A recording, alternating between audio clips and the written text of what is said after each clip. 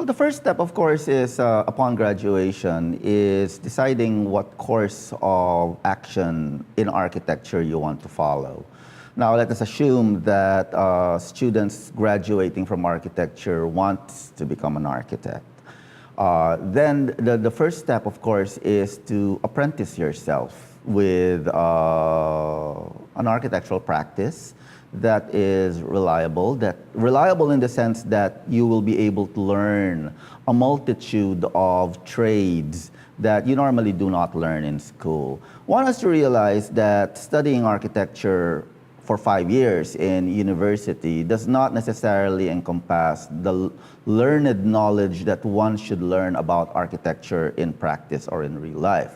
In fact, only about probably 20% of you learn in school is practical. 80% is something that you learn outside.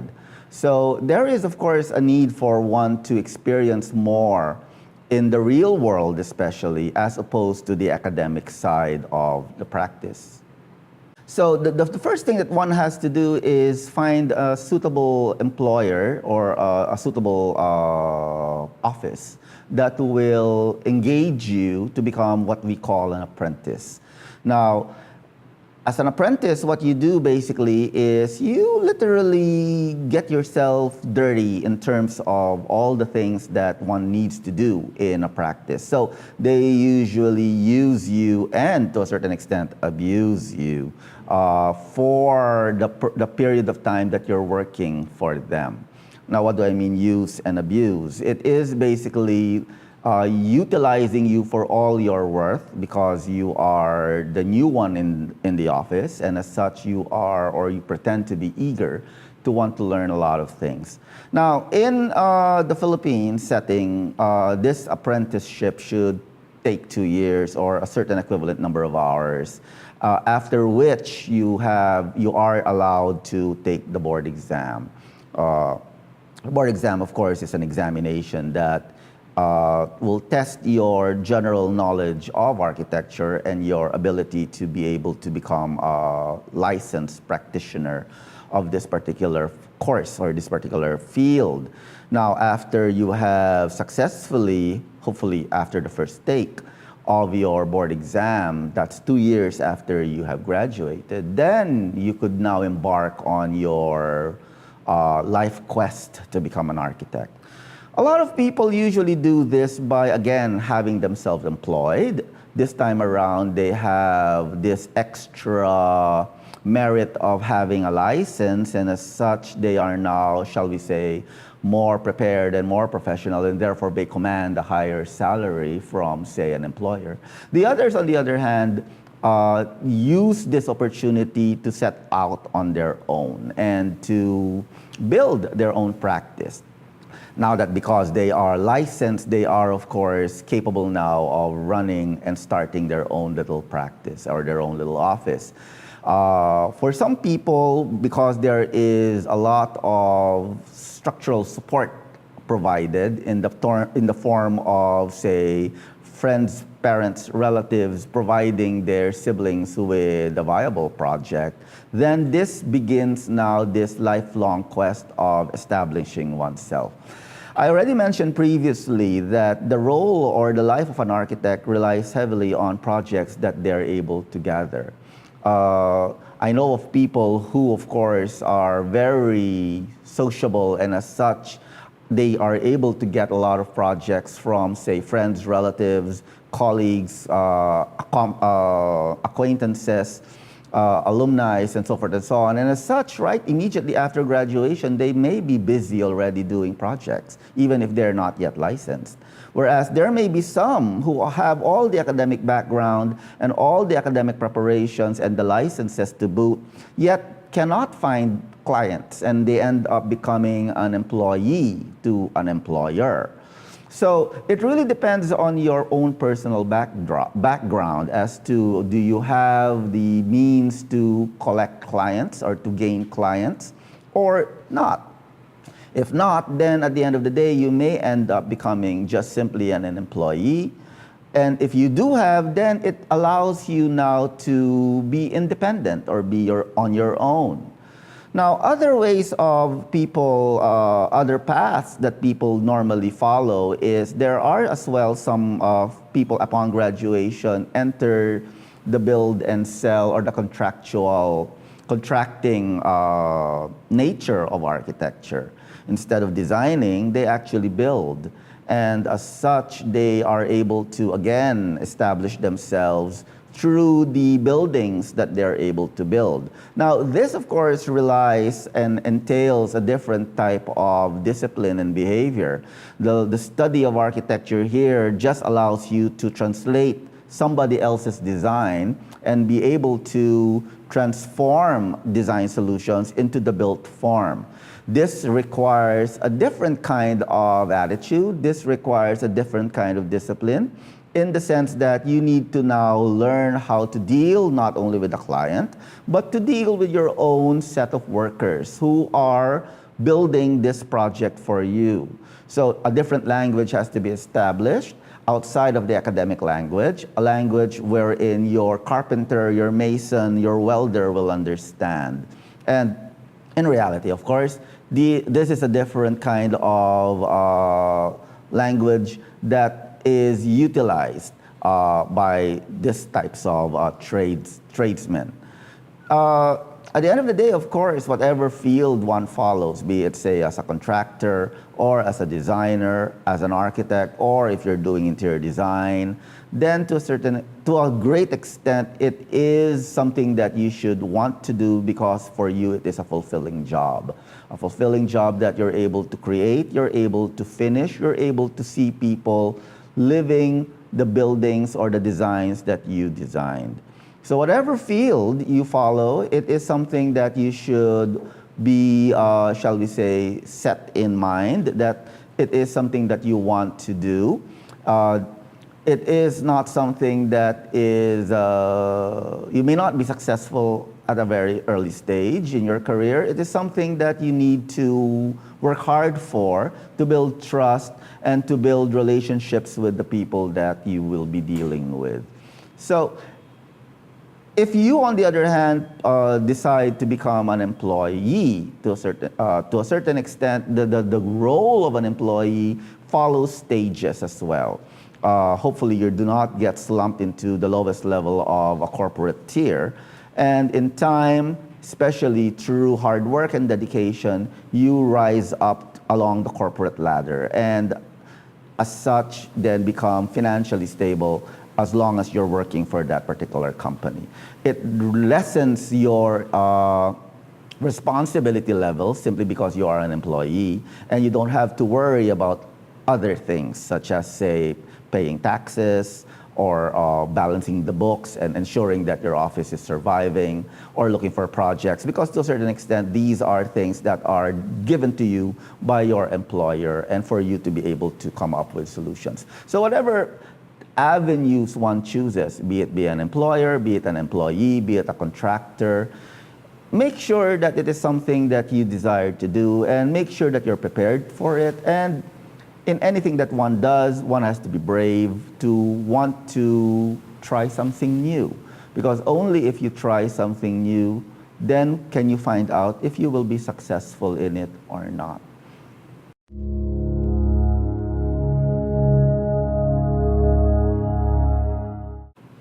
So what did I do what did I do after I passed the board exams, successfully hurdled the board exams? Well, of course, one has to look for work. And now that you have established yourself as a licensed professional, this license of yours is totally useless unless you're able to use it for what it's worth. So at the end of the day, it's either I look for a project or I look for work. In my instance, in my experience, the projects were not really forthcoming, but I then decided to look for meaningful work. I had a very supportive family and they helped me one way or the other find work, and I was recommended to a fairly up-and-coming architect at that time called Rolando Mercado Design Associates, and I worked for him for over a year. Now, working for this particular office was kind of unusual because, number one, it was a small family-run office. And because it was a small family-run office, you end up basically doing everything. The staff was fairly limited. We were, if I remember well, when I entered that firm, only around 6 or 7, including the secretary and the gopher here, gopher there guy. And because we were fairly small, you tend to do everything. You tend to assist everyone who needed assistance, from, say, doing as-built drawings, going to the site, measuring buildings, to meeting with the client, and accompanying your principal to meetings with the client. Now, this is where, to a certain extent, your personality is important, so that it allows you benefits that probably your other colleagues do not. What do I mean by this? It's really an attitude. If you pretend and you show yourself as a dignified person, then to a certain extent you will then be treated with a certain level of dignity. If you present yourself as someone who looks like a casual worker, then probably they will treat you like a casual worker. Let me expound on this concept or this idea. And this is something that I have practiced and espoused on, especially with my office people now. One of the things that I did when I was beginning in this career is that when I came to work, even on an ordinary, shall we say, mundane drafting work day, I always came in properly attired in a very formal business attire, in the sense that I was wearing, long sleeves and a tie, even if I was cooped up inside the room.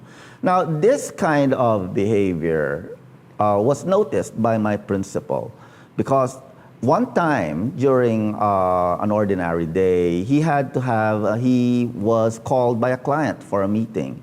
And he asked me to accompany him, primarily because he needed someone to drive him to the client. And I was his driver, convenient driver at that time. But not only was I his driver, I was also his assistant. So when we attended that meeting, and it was one of the big multinational companies here in the Philippines, that I was presented to this client and was made to assist my principal in the presentation. Now, one thing that I noticed and one thing that I learned in this experience is that, number one, because you look presentable and you were the only guy in the office who looked presentable, he needed someone who he could accompany, he needed someone to be accompanied for that meeting who was also presentable. And the thing that I realized and that I learned eventually is that my boss, the principal, would probably want to have a meeting with these people once or twice only, after which they will have someone else sent for subsequent follow-up meetings. Who else to have that subsequent follow-up meetings but the person who he already introduced as his assistant or colleague, and that happened to be me. So a good thing about wearing the part or dressing the part is that it allows you further exploration of your profession at the highest level, because you looked and dressed professionally. Now, I have the same colleagues at work who came in their most favorite slacks and nice polo shirt and looked like a respectable draftsman. The sad reality is they never left the office.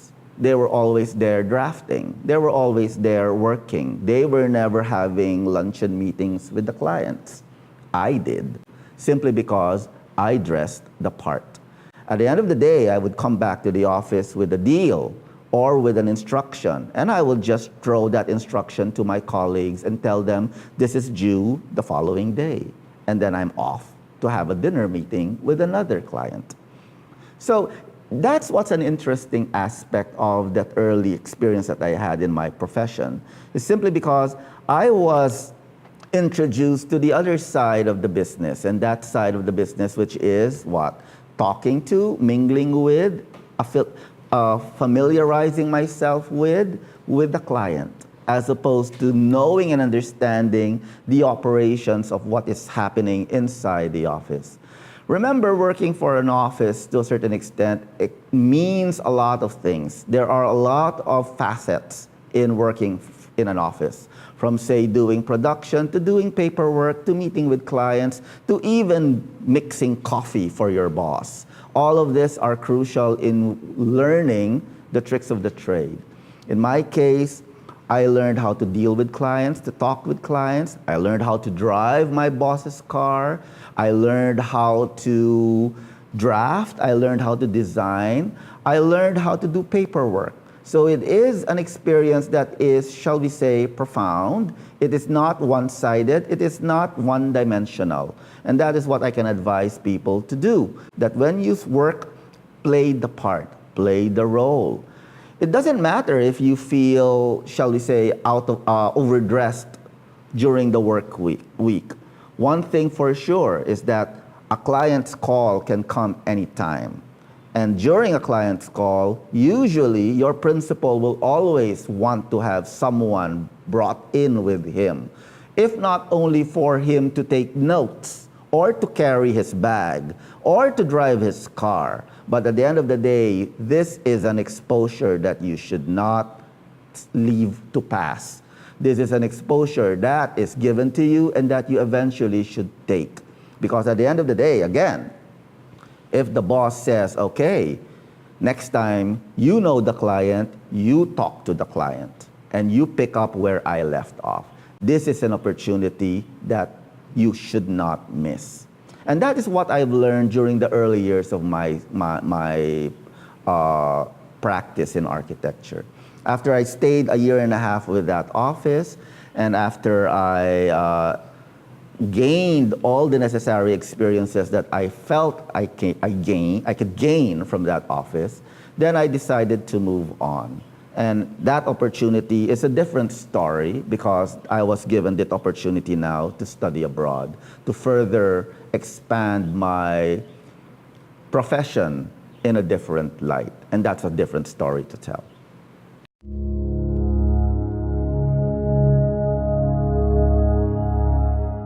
Well, working for clients can be fun, exciting, excruciating, intimidating. It really depends on who your client is. The big question, therefore, is how do you deal with, first and foremost, people? How do you relate to people? How do you communicate with people? I think the weakness for a good number of people is their lack of self-esteem, that they feel inferior to their clients and therefore they have a difficult time in expressing themselves and communicating themselves. Good designers should also be good communicators. They should be able to articulate their thoughts. I myself have experience dealing with a gamut of different types of clients, from the wealthiest to the mediocre. And it's really a matter of how you then position yourself when you're face-to-face with these clients. One cannot be aggressive or, shall we say, arrogant when your client happens to be an OFW. And similarly, one cannot be naive and one cannot be pretending to be so lowly if you're talking to a multinational industrialist. One experience that I had, which I cannot, of course, forget in my early years of working, is I had to deal with a fairly well-known client who happens to be one of the top industrialists. And they asked us to, a simple project, they called the office and asked me to install a border for a bedroom. Well, a border is basically a strip of paper that you on the wall as a border decoration for wallpaper. Now, in doing so, of course, because they were a high-profile project, you go all the way out to one way or the other extend a service to a client. And in so doing, we did that. And we basically called a wallpaper installer, told them that, hey, a client brought this wallpaper fabric from abroad and they wish to have it installed. Now, usually installers will probably say, hey, the paper didn't come from us and therefore we won't install it. But then because this was a special favor coming from a special client, then this is something that they wanted, that they would do as a service. Now, I remember quite well that the instructions that I gave them over the phone was fairly explicit, and I told them to put the border in the guest room. And I remember that clearly, fairly well, to put the border in the guest room. This was, I think, around 3 o'clock in the afternoon when I called them up. And they were fairly proficient and fairly efficient. And by 4 o'clock, they did go to the unit, and they installed the border in the room. Not the guest room, the main room, or the master's bedroom. So when the client came back and saw that the border was in the wrong room, she freaked out. She didn't call the office first, she called her husband. The husband called the principal. She called the wife of the principal and started crying as to why a simple instruction went awry. Then, of course, after this kind of nagging from the client, I was then called and I was then castigated by saying, a simple instruction, why was it not translated immediately? And then I had to explain that, hey, I called up the installer, I told them specifically to install it in the guest room, why put it in the other room? So I told them and I called them again, kindly please rush back to the unit, remove it, and install it in the other room. And at the same time, I called the unit and I talked to the maid and told them, if it's still wet, kindly please remove it and just lay it down on the floor, and the installer will come back to install it again. And I rushed to the unit now, and then lo and behold, I did see it. It was in the wrong room. And then I saw that the wallpaper was then lying on the floor, left out to dry. And the client came back. And then, of course, I had to apologize and tell her that it was an honest mistake. There was a miscommunication with the client, but we are with the installer, and we are, of course, correcting the mistake. And she was, of course, huffing and puffing, and I was able to, one way or the other, calm her down and basically tried to leave as fast as I can because I didn't want to receive further tirades from her. The following day, the installer did come, and because they did promise to correct the mistakes, they did arrive fairly early, as in 7 in the morning, while they were still in the bedroom, sleeping. And the wallpaper was to be installed in the bedroom where they were sleeping. So the installer was then instructed, okay, come to the bedroom, install while we're in bed. And they were installing. And lo and behold, they installed and the paper was not enough. And they instructed the owner, you need to buy more because it's not gonna fit the bedroom that you wanted it to be installed.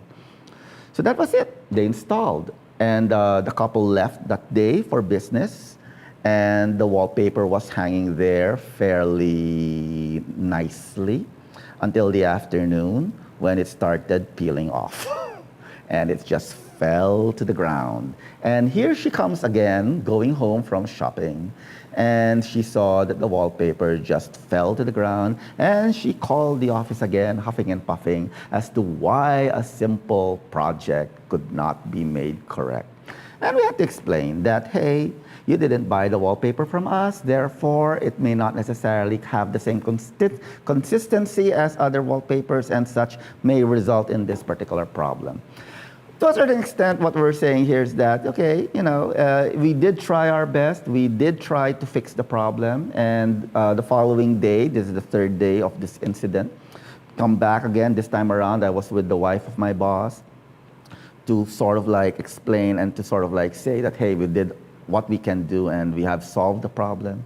And she said that it's okay. And as we were leaving the unit and we were pressing the elevator door, all of a sudden, this client of ours started to burst into tears. And it started with a simple border of a wallpaper, but it ended up being her frustrations in her marriage that she was talking about. And the borders was just a small thing to a bigger issue. And we ended up holding the door for a very long period of time, the elevator door for a very long period of time, because she was just pouring out her soul to us. When finally she finished narrating her sob story and we were in the elevator, we just couldn't stop from laughing because the whole experience of the border was actually the problems of married life. So these are things that I cannot forget because these are things that is part and parcel of working. You get a lot of unusual scenarios and unusual propositions, especially when doing houses, because the house, remember, is a very intimate space that is being used by the clients. And sometimes this intimate space, especially if it is used by two people, have two different opinions. And this is when the problem arises, when one party insists on the other, and the other then gets frustrated, and they pour their frustration, sadly, most of the times, to the architects or the designers who are assigned to that project. There will be other, interesting and unique stories as well. And dealing with clients can, as I said, be excruciating. It could be fun. It could be sad. It could be irritating. It could be frustrating. At the end of the day, it's something that we just have to deal with and we have to work with. As long as we don't get ourselves emotionally embroiled with the problems of the client, then we go home peaceful and happy and say to ourselves that at least we're not them and we don't have their problems as well.